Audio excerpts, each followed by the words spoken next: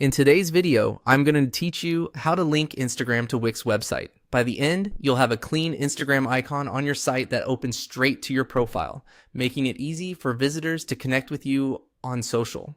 We'll do this right inside the Wix editor, using the built-in social elements, and keep everything quick and tidy. Start by opening your site in the Wix editor and heading to the page where you want the Instagram icon to live.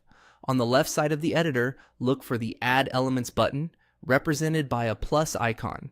This is your toolbox for placing new items on the page. Click it to open the full menu of elements you can add. From the Add menu, choose the social category.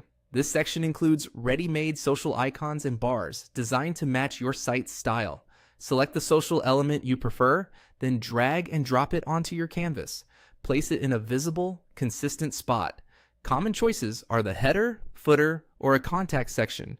Use the alignment guides to keep everything straight and balanced with your existing layout. With the social element selected, look for the option labeled Set Social Links.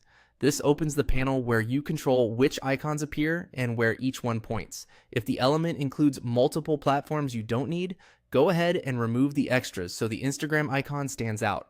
A streamlined set of icons reduces clutter and makes navigation clearer. Now click the Instagram icon itself to highlight it, then choose the link option. This brings up the link settings for that specific icon. Have your Instagram profile URL ready, something like instagram.com, your handle, and paste it into the field provided. There's no need to enter any login details. You're only adding the public link to your profile or business page.